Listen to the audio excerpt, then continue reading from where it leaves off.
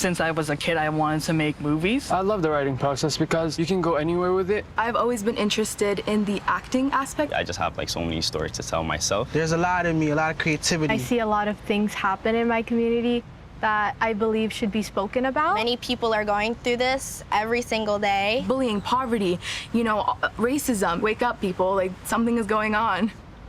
Every new voice counts and matters.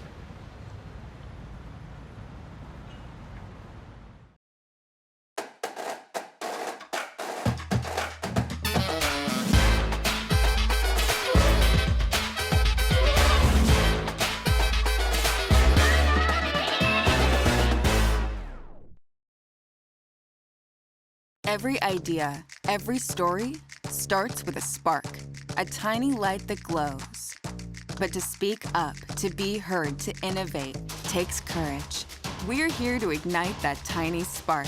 We're here to foster Canadian voices, our narratives, our ideas. We're here to spark courage. Our logo is a showcase for our culture, our storytellers, our innovators, and it reflects our creators and communities. The Spark is a catalyst to push boundaries, to drive the future, and for Canadian voices to be heard on a global stage.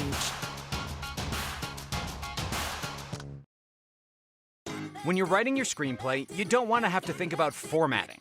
Final Draft 12 automatically formats your screenplay to industry standards, allowing you to focus on what you do best, writing. Final Draft, used on 95% of all productions, contains many features that make your writing process easier and more efficient.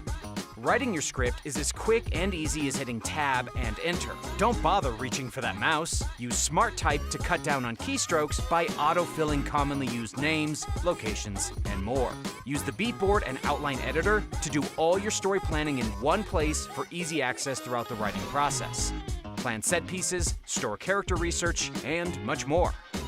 The Beatboard gives you total freedom to organize your ideas as they come to you, all within your Final Draft file. The Outline Editor gives you a high-level view of your script, allowing you to easily plan and preview your scenes. Insert images on title pages, in the script, or even in the Beatboard to help visualize your story. Collaborate simultaneously with your writing partners in real time, around the corner or anywhere in the world. Use track changes to see and accept or reject edits made by collaborators to the script. Use alternate dialogue to store as many different versions of lines as you can imagine. Night mode lets you work in an environment that's easier on the eyes. Focus mode gives you distraction-free writing, hiding tools when they're not needed. Final Draft, the #1 selling screenwriting software worldwide, also offers the Final Draft mobile app for iPhone and iPad, making creativity truly portable. Bring your story to life with Final Draft 12. It all starts with a script.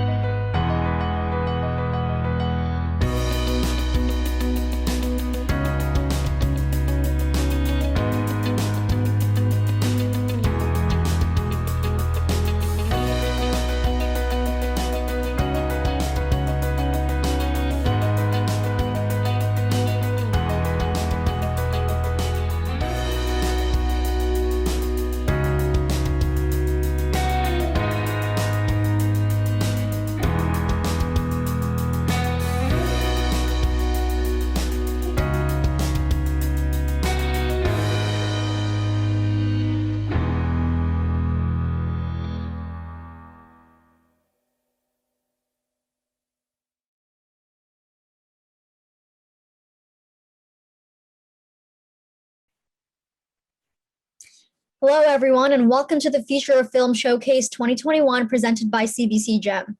My name is Zareen Bushra, and I'm an actor and filmmaker based in Toronto.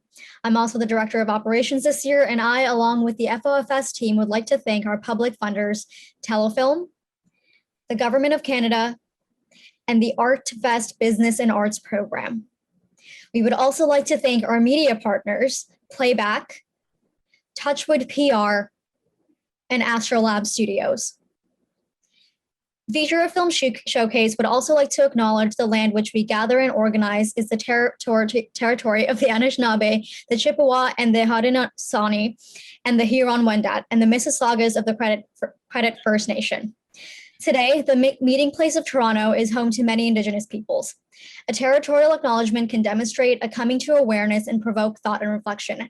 However, this acknowledgement should not function as closure, resignation, or acceptance of the structural conditions of settler colonialism that remain in effect today. Today, we are pleased to present In Conversation with Devery Jacobs. This program will be captioned and available to view on fofs.ca and our YouTube channel. A full list of our industry programs, workshops, and events can be found at fofs.ca/industry. Thank you for being here with us today. And without further ado, I'd like to introduce Devery Jacobs. So, hey, Devery, how are you doing today? Hey, thank you so much for having me. I'm doing really well. I'm double vaccinated. My family is all healthy and happy, so I feel like I've got nothing to complain about. That is so great to hear. I know, like, are you fully vaccinated now? Your 2 weeks are up? Yeah, I actually was able to get vaccinated in Oklahoma, where I was filming Reservation Dogs a couple of months ago. But I'm resting easier now, knowing that a lot of my friends and family are vaccinated too. Yeah, for sure. That's definitely a relief. I mean, like, especially with the new variants going around, it's great when everyone that you know and love is vaccinated and good to go. Where are you calling in from today? I'm calling from Toronto. Oh, great. You're here with us. Have you been enjoying the absolute bouts of rain that keep being blessed upon us?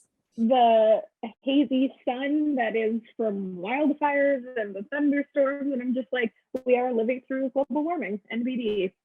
100%. Like, we're definitely living through what we've read about in books. Like, we're like, yeah, dystopian society, and then we look outside and we're just like, our sun is red. Yeah, you're like, oh yeah, that'll happen like at some point in my life. I was like, no, it's happening now. I'm alive right now while that's happening. So yeah, definitely super fun to look outside and see all that go down. But yeah, you were filming Reservation Dogs. You've been involved in a lot of well-known projects, actually, from American Gods, Cardinal, The Order, and you also have a Canadian Screen Award for Rhymes of Young Ghouls. And again, Reservation Dogs. So tell me a little bit about how you got started and what led you to acting.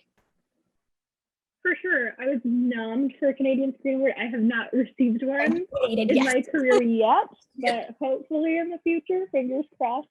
How I got my start, Kahnawake ni Dewageno. I'm from Kahnawake Mohawk territory, just outside of Montreal.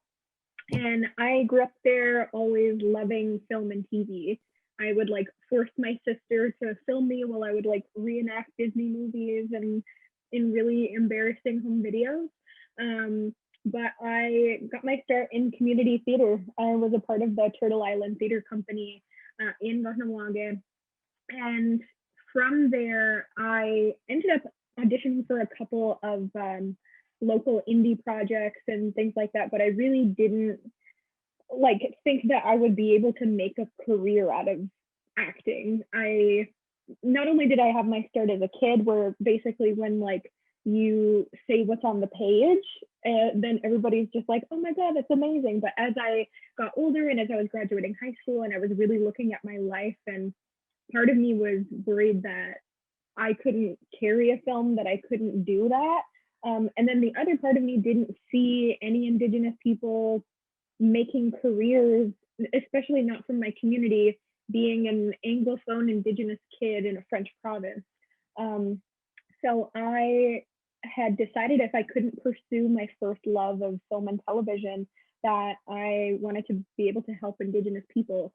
And that was when I decided to go to John Abbott College. I attended their youth and adult correctional intervention program, which wasn't trying to be a corrections officer, but I was more looking towards going into counseling. And I was working at the Native Women's Shelter of Montreal, where I've taken a lot of knowledge in from my life, learned a lot, also took in a lot of inspiration for performances and the depths of humanity and what can happen in those scenarios, since I haven't attended a formal theater program or drama school or anything like that. And it was while I was working at the shelter that I had an audition come along because I was that close to giving up on my dream of working in the film industry when I had auditioned for a film called Rent Free on Ghouls, which was my first leading role. It was also the first film that I had been a part of that was written and directed by an Indigenous writer and filmmaker. And it was the first film that was really reflective of my community and my mom and the experiences, and one that I saw myself reflected in. And yeah, it ended up being my first leading role. And not that everything was like amazing after that, but it was a turning point for me where I had proven to myself that I was able to carry a film and that there could be a future where there was space for Indigenous creatives in the film industry. So since then, I haven't been able to do anything else. I love film and television way too much, whether it's in front or behind the camera. And I got into filmmaking in a whole different way, but that was how I found my way into the film industry.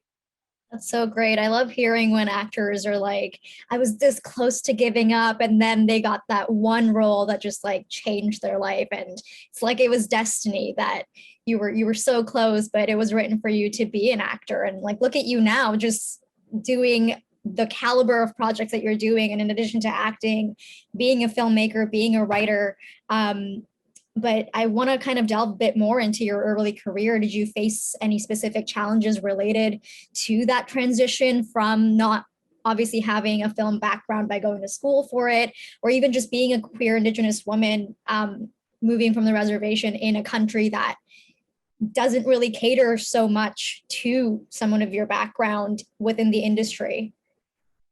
I mean, I absolutely think so. I think I would have had a completely different start had it been stories from my community that I had been auditioning for from the get-go. I had done a couple projects where I was in, like, I don't know, the video game Assassin's Creed 2, where I played like an Italian person, or I played like a person of open ethnicity.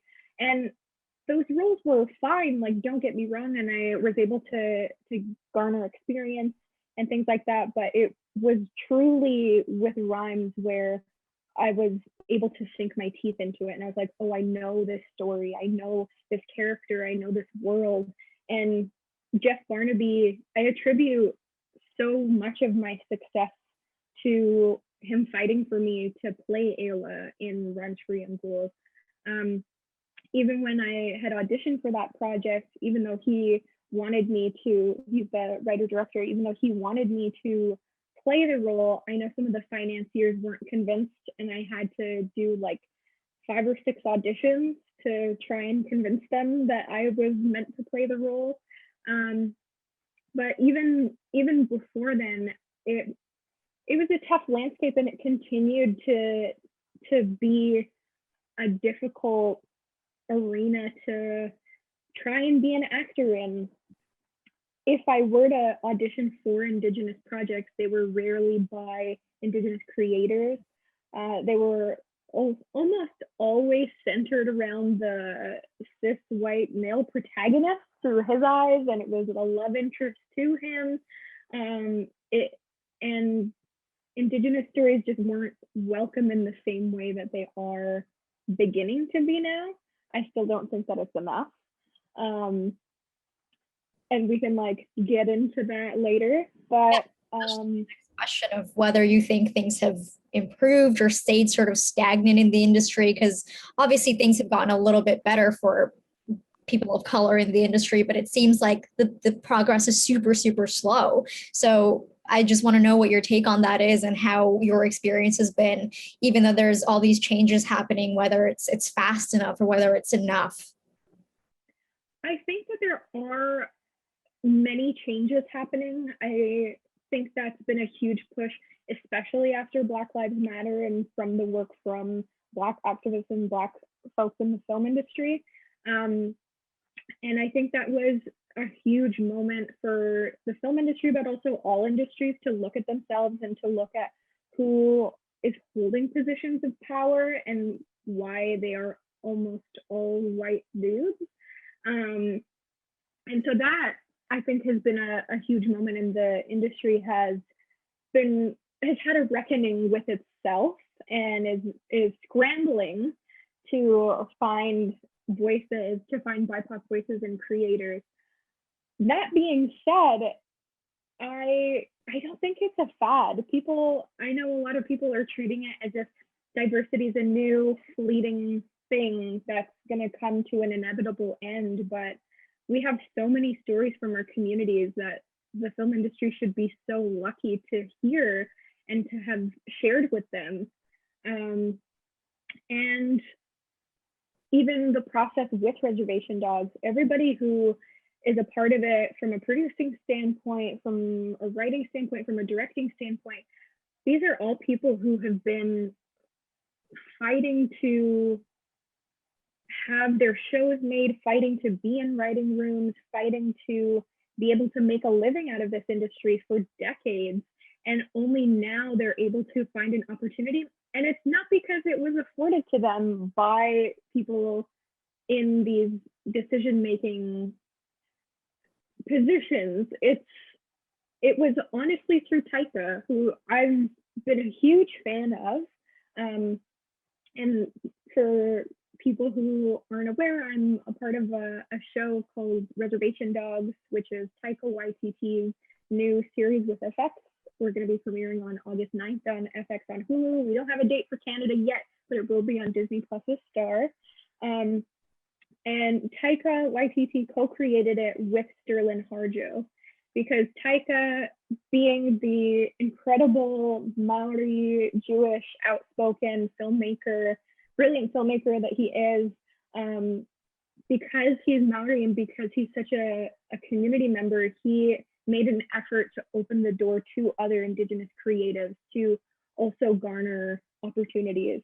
How the whole show ended up happening was Taika had a first look deal with FX, and he had approached Sterling, who both of them had been a part of the Sundance Native Lab. I think they had been friends since like 2005 and had never worked together.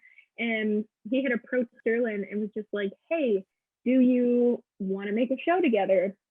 And Sterling was just like, sure, like we hadn't done it before. Thanks, brother, let's do this. And I think Sterling said he wrote a pitch package or an outline, sent it out, and 3 days later it was greenlit. And that's very rare. Like, Sterling has been pitching his shows for years. I know so many Indigenous filmmakers who are on the ground, and it ended up being because there was an Indigenous gatekeeper, because there was, I don't know if you could even use the term gatekeeper if it's in a positive light, but Taika shared his exposure and shared his voice and opportunity to open a door for another fellow Indigenous creative. And that's how Reservation Dogs came to be, was because there was an Indigenous person in the room fighting for us.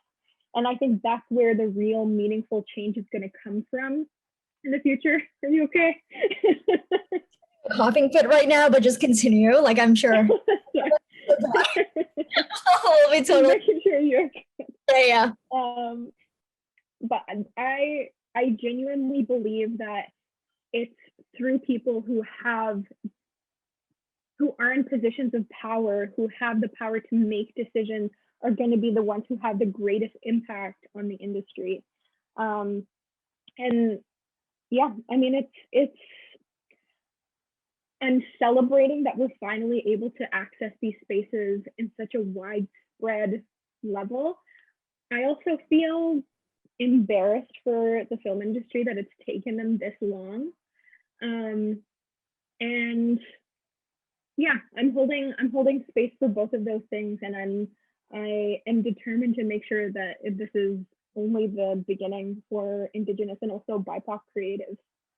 Yeah, 100%. And I think it's definitely because of Indigenous people taking on those behind the camera roles as well. And like, obviously someone of Taika's position having the power to create these roles, create these stories, because we often focus so much on just on-screen representation, like just having the image of people of color on screen, whereas like those stories aren't really told as honestly as they could be because there's no one behind the camera. There's no producers of color. There's no writers of color. The person directing it doesn't really understand the nuances of the culture that they're talking about. So even though there was a little bit of progress in the beginning, we were losing a lot of that understanding and honesty with those stories because of the lack of creatives of color. And it's so great to see how that's changing now and people like Taika doing the work that they're doing and even you doing the work that you're doing. I definitely want to talk about the film that you're co-writing in a little bit, but I definitely do want to talk about Reservation Dogs. Taika is also my favorite director, so being able to speak to you today was super exciting because I'm very excited for Reservation Dogs. From the trailer, obviously looks hilarious, very Taika Waititi, very much in line with all the work that he's done so far. Tell me about how it felt to get that call and what the process of getting that role was like. So I've been a huge fan of his forever, since I saw his 2010 film Boy, which is one of my favorite movies of all time. And I would say that Reservation Dogs is the Muskogee Creek and Seminole version of Boy, set in Oklahoma. When I got the casting breakdown for it, I was so excited. I knew that I wanted to be a part of it. The Native film industry is so tiny, so I had already known Sterling, but he's known me throughout life, and I don't think that he saw me as the character of Alora Dannon. He told me so. But I was like, you know what? I'm going to prove you wrong, Sterling. And I auditioned for it and had gotten a call back. I also know that they had local Oklahoma casting for non-Indigenous actors from that area. And there was also like who is casted in now, obviously, Devery Jacobs, who is OG Cree, based out of Toronto. Excuse me, there's also Paulina Alexis, who is from the Alexis Nakota Sioux Nation and lives out in Alberta. And there's a bunch of us, and from the local Oklahoma casting, the Alpha Family and Factor, who is Seminole and Muskogee Creek and Caddo, who is from Mustang, Oklahoma. And so they had all of us come out, and we went for like this network testing in LA. And that was a chance where we really got to know each other more. There was a bunch of kids from Oklahoma, and Sterling had come out and he said, he was like, it's great that he's like, I'm so proud that all of you have made it this far in the casting process. And he was like, we're looking for our 4 leads for this process right now. He's like, but even if you don't get cast in the 4 leads, we're building a whole world, and there's going to be roles for all of you. And so like, just trust that you've done a great job in getting this far. And he held up his word. Nearly all of them. I think the only person who wasn't cast out of that room was DeFaro's identical twin, but that's because he has an identical twin. And it might not make sense for the story. But he kept his word, and all of the kids from that casting room all now have roles in Reservation Dogs, one of which is Elva Guerra, who is a non-binary actor who's Ponca from Oklahoma, who plays the leader of the opposing gang. The character's name is Jackie. And yeah, it's just been such an exciting process. And all of us, I think, bonded, especially in that waiting and casting room, because we were all so freaking nervous to audition for Taika. And it's like, you know, you're sitting like the guy who did What We Do in the Shadows and Thor Ragnarok. Like, I can imagine it was like nerve-wracking. No big deal. I know. Like, and like, yeah, so I had been saying forever that I wanted to work with him, but there's something different when it's right in front of you and you're like, don't fuck this up, don't fuck this up. And everything inside you screaming like, you're gonna fuck this up.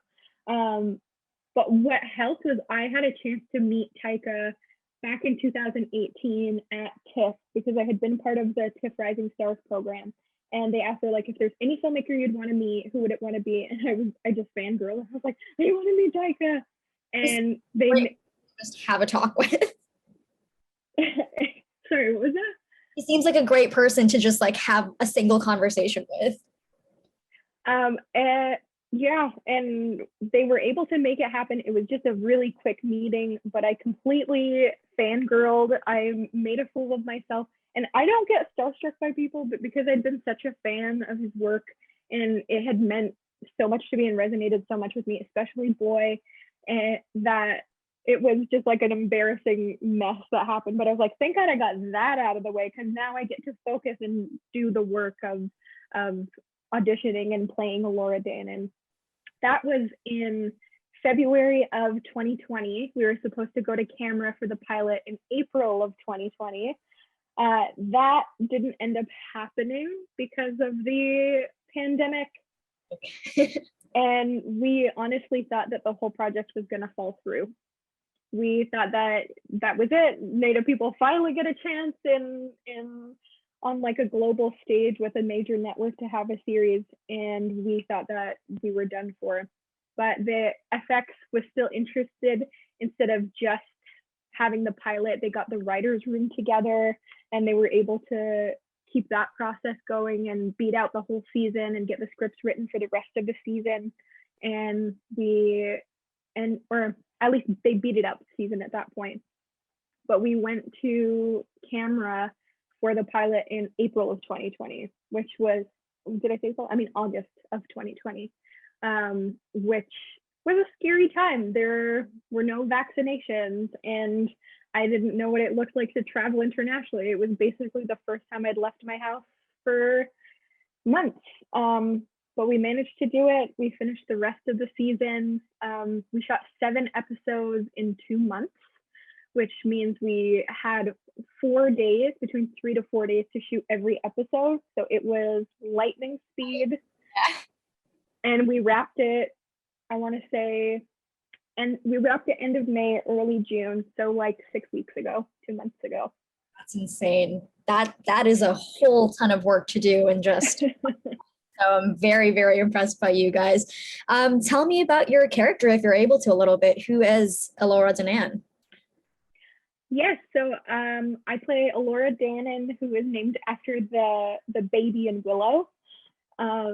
And Laura Dannon is kind of like the moral center of the group. Even like whether or not her fellow Res Dogs like it or not. And their dream is to like run away to this faraway land of California.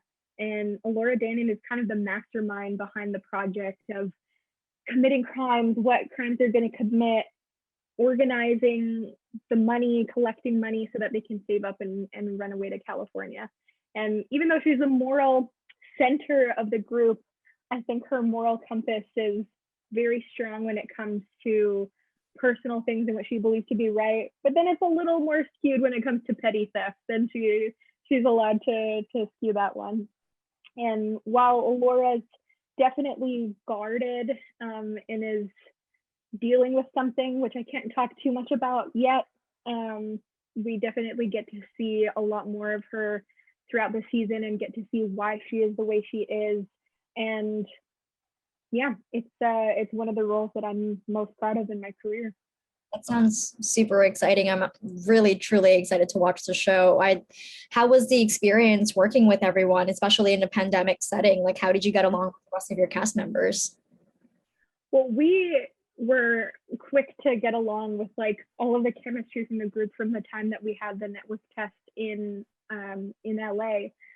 And by the time we shot the pilot, there's a scene where we're mourning our friend, because the whole show takes place around it being a year after the loss of the 5th member of their group.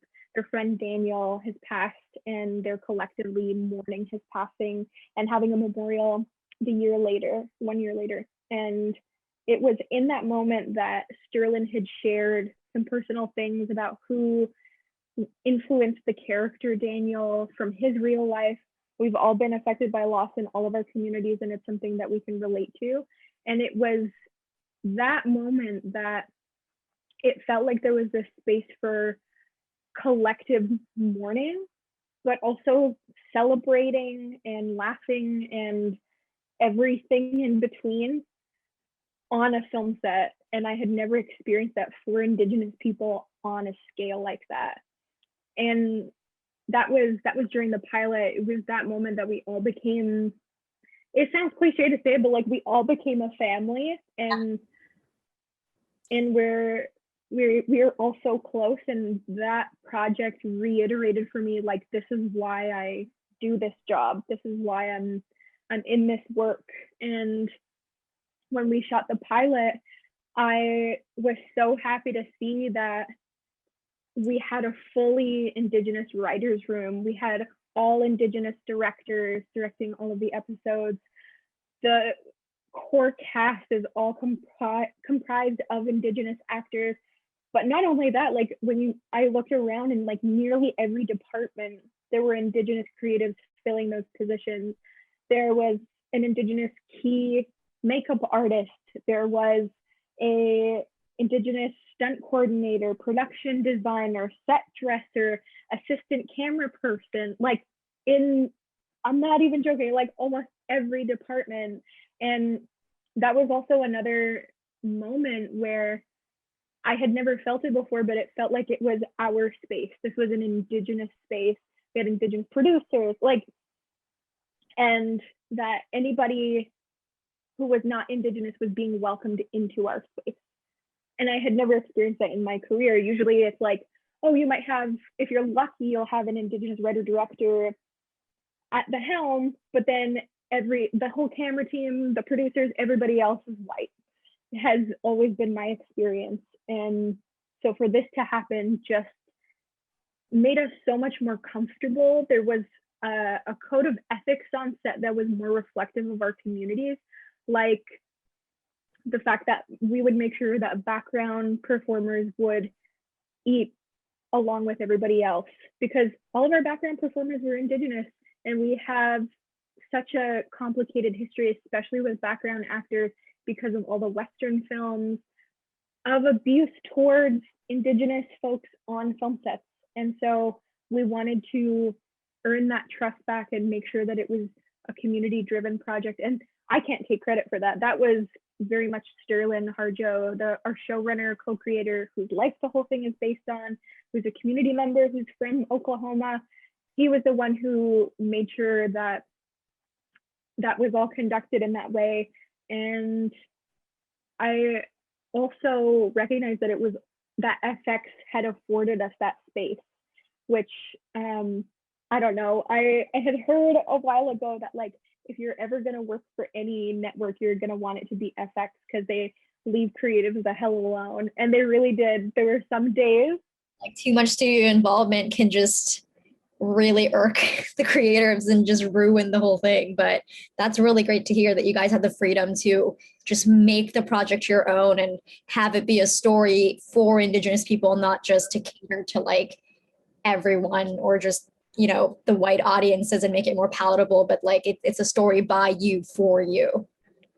Exactly. And if I think of some of my favorite projects that are out there, like, they're not from communities that are my own in the slightest. Some of my favorite projects are like Pose, or Atlanta, or Moonlight, Minardi. Like, all of these different projects are so specific in their cultures and communities, but then they end up being so universal, and I'm able to resonate thoroughly with them. And so that's what I feel like we were able to accomplish, because we were all being so honest. Some days we would be like, holy fuck, like FX is really letting us get away with this, because we were able to make it for our communities.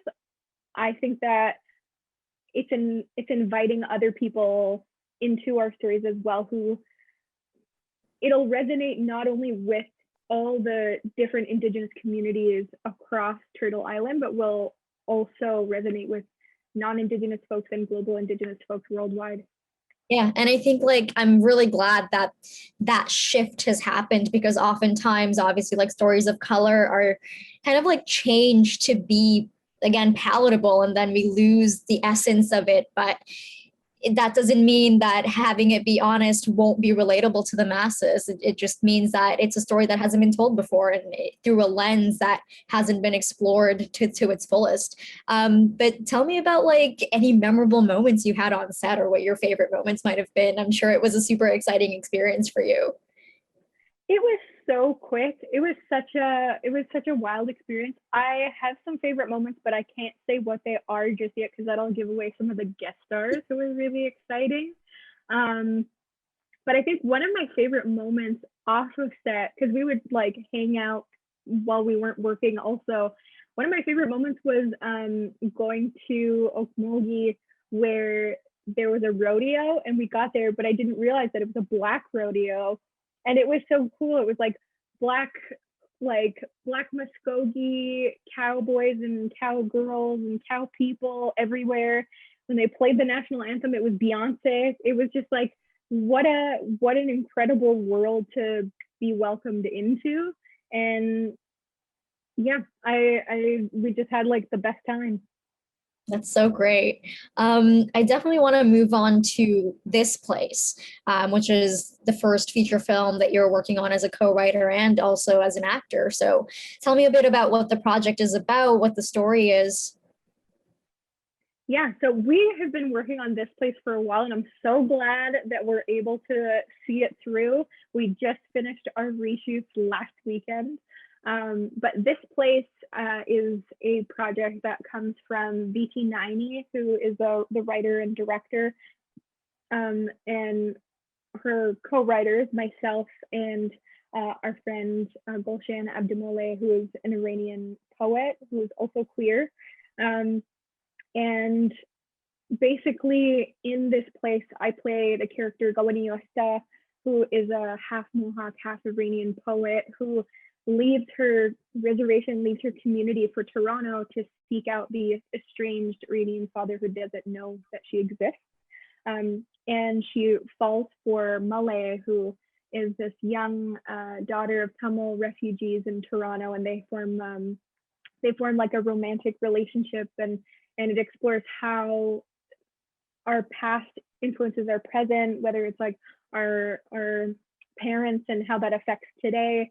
And it also draws parallels and compares the different experiences of Indigenous people from this area, as well as refugees who've come to Toronto. And this all happens in the only place that it could happen is in Toronto. And it's definitely the combination of each of our experiences, mine being the Mohawk side. That's very cool. VT was actually a part of our workshop with TIFF Next Wave, and we got a little sneak peek to the film. So I'm definitely very excited for the whole of it.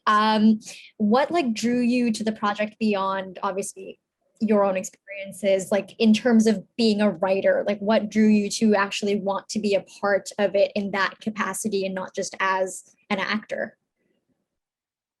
Naini had approached myself and Gulshan with the project almost just over 4 years ago, and we started writing it. And the reason for doing that was the whole conversation had come up because she was observing the time when there were the protests happening in Toronto with Tamil people. I believe it was back in 2009 when their genocide was happening in Sri Lanka. And one of the questions that was raised that Naini had been pondering is like, what does it mean for us to protest on stolen land, where this is where we've found safety, and that's one side of it, but then it's also a place of such turmoil for the Indigenous people in this area.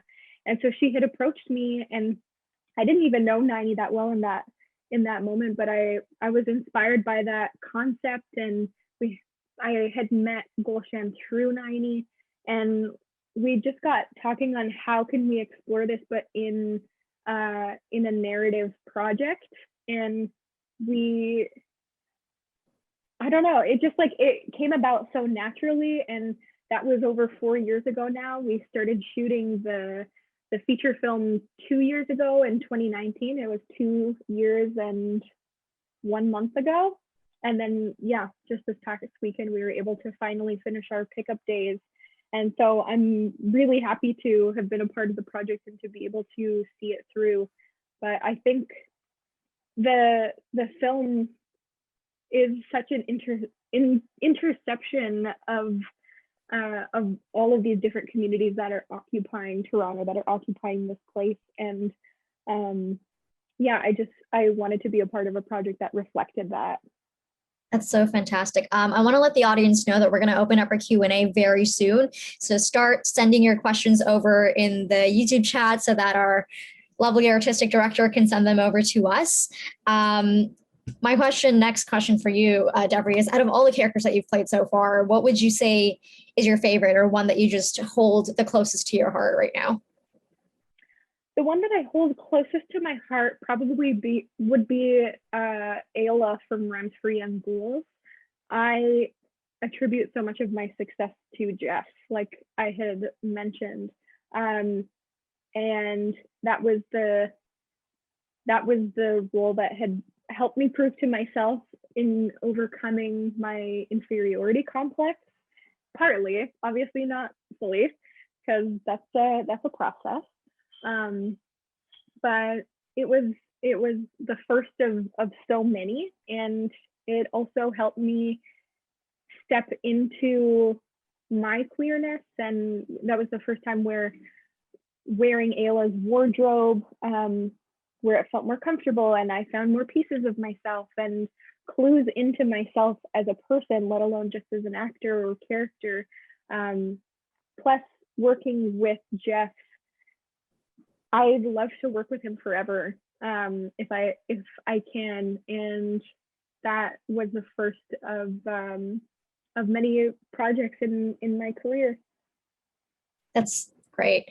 I think like the first thing you do is always going to be that special character that you hold. And I think it's always also the one that you never think will be the most important, because you're like, oh, this is the first thing I'm doing. Like, I'll probably not really think about it, but it ends up being like important. That's the one you remember for the rest of your life. So 100%, I get that. How would you say you balance being a writer, being a filmmaker, while also being an actor? Like you're obviously a multidisciplinary creative, and that's, I think, a thing that a lot of creatives want to do nowadays, that no one just wants to like focus only on being an actor or only on writing, because being people of color, we obviously know that we have to start making our own things, and that's kind of driven a lot of actors to make their own projects and become writers, go into directing. Do you have any advice for them to balance those worlds? Because oftentimes it does get hard, right? Like when you're like, oh, I want to be auditioning constantly, but I also need to give time to develop my writing or develop my directing skills. Right. I can just briefly get into like how I got into filmmaking, and then I can answer your question. I found that after Ramsfree and Ghouls, I thought like, great, my life's gonna change. Like, it means that so much is gonna happen. I moved to New York, I had gotten managers, and then like every project I had lined up had fallen through like clockwork. I couldn't book a job to save my life.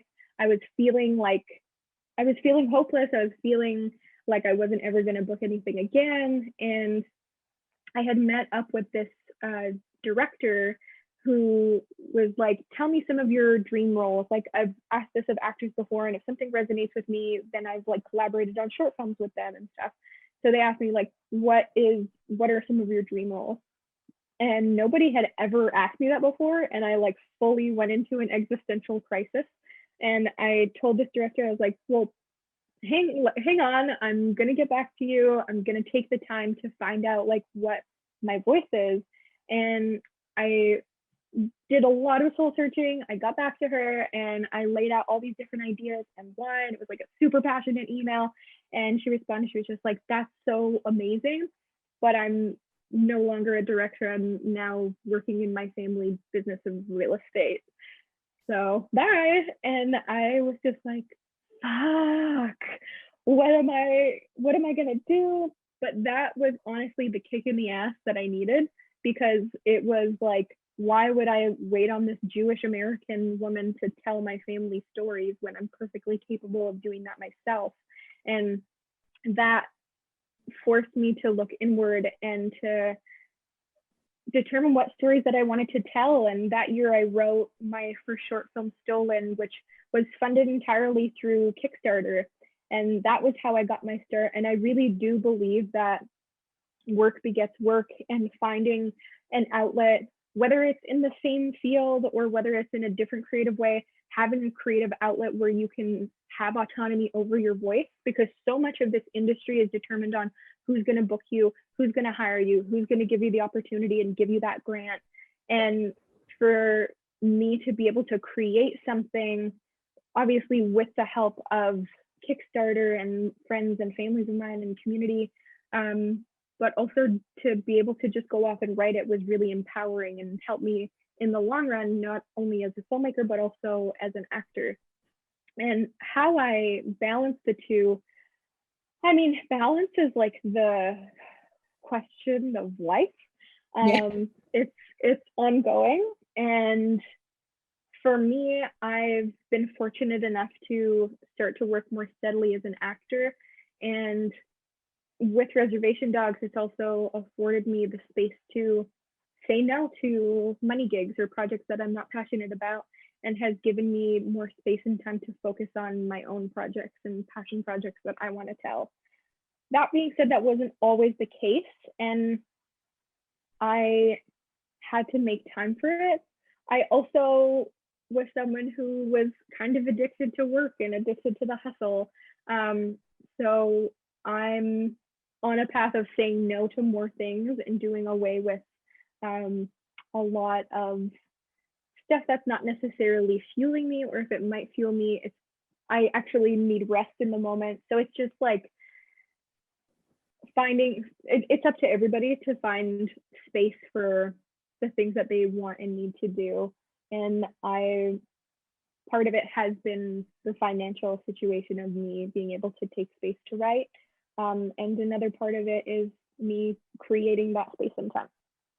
100%. At this point, I'd love to open up the floor for some questions. I think we already have a couple over here. So the first question that our audience members have is, do you have any advice for emerging actors stepping into the business? I do. Emerging actors stepping into the business, I would say that something that's helped me when auditioning and feeling less nervous or trying not to wrap up my self-worth in whether or not I'm booking a job is just like figure out who you are and bring yourself into each performance that you do, because anybody can play an idea of what they think someone wants, but nobody can play your version of you, and that is always the thing that reads most authentic. Also, that's like in terms of the work, in terms of really starting in beginning steps, I would say to take up some acting classes to see if they resonate with you. Be skeptical, because some of them have guru leaders, and make sure that they're healthy acting classes that encourage autonomy. It always has to feel good for you. You should then approach agencies who have access to auditions and things like that. They might ask you to audition for them. Create your own projects, be in your friends' projects. And when you are signing with an agent, never pay them up front, ever. They only make money when you make money. They take a commission. Yeah. So do not pay them if they're asking for money up front. They're a scam. There's a lot of scams out there, especially I think in Toronto nowadays, because it's starting to boom in the industry.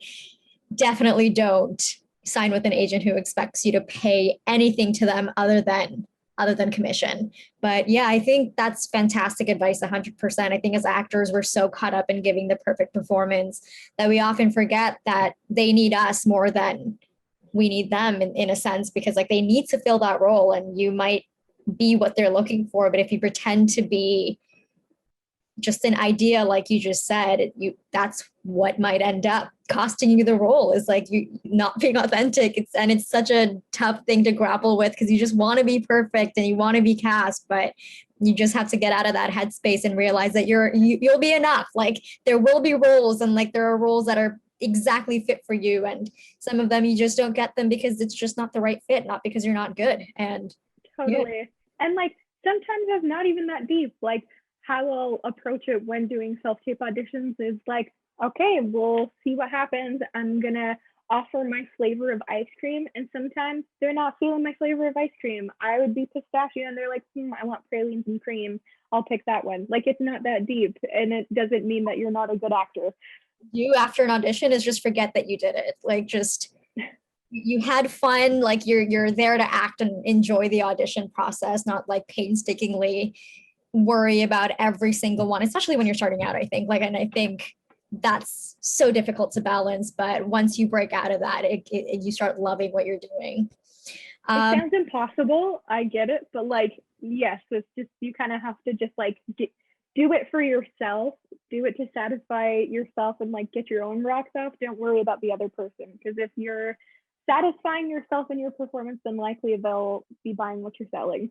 Exactly. And I think if the role is meant for you, like you're gonna get the role. There's like auditions that I wasn't able to make and I thought I wasn't going to get it, but then I booked through the self-tape, and it's like we worry so much about the specificities of every little thing that we do, and it's like if you're right for the role, that's the role that you're going to get.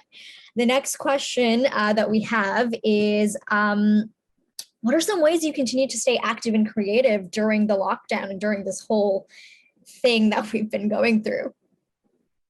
A huge way that I've been creative, which has nothing at all to do with my career, which I love, is by cooking. I feel like I'm like a home cook now. I feel like I'm a foodie, and I've loved trying out new recipes and trying to make recipes of my own. I love food, and so it was just like a way to feed myself and not get takeout every night, but also just a way to like be creative and play around and forces me to be present in the moment. Otherwise, like my food's gonna burn. I think cooking is it's so much fun. I hate cleaning up after, but like the act of cooking itself is like, I feel it's so therapeutic, and then you get, so yeah. Win-win. Exactly. What is your favorite genre to work with, or the most challenging genre that you find? I'm not sure about genre, but like, I guess projects that you've done. I don't discriminate when it comes to genres. I will do any and all genre. It's just a matter of if the story's good. I definitely done some jobs in my career where it's been more of a financial decision. Not to say that it was a bad project or anything, but it just might not have resonated with me. But now moving forward, because of the opportunities I've been able to get, now I'm wanting to, I took a piece of advice from Margot Robbie's team, where they're like, if it's not a hell yes, it's a hell no. And that comes with any genre, whether it's like horror films or comedies or space odysseys, any of it. I'm game as long as I'm into the story. And if there's a genre that's more difficult than the other, I would consider myself a drama actor first and foremost. And so comedies have always been so intimidating to me because they're so specific in tone. If you get in your head, then you'll start worrying about like, oh, well, what if I'm not being funny? And like, I find comedies harder to nail than any other genre, but it's also a place where you get to like let loose and have fun and just throw some spaghetti at the wall and see what sticks. That's a great metaphor for that. What are some questions that you should be asking when you are selecting an agent? Or is it important to go with like a top tier Toronto agent or a smaller agent? What would you suggest? Like, should you move up to one, or should you just stick with who you currently work with? I think that's something that you definitely need to feel out yourself. If someone's working for you or not, or if you're getting a new agency.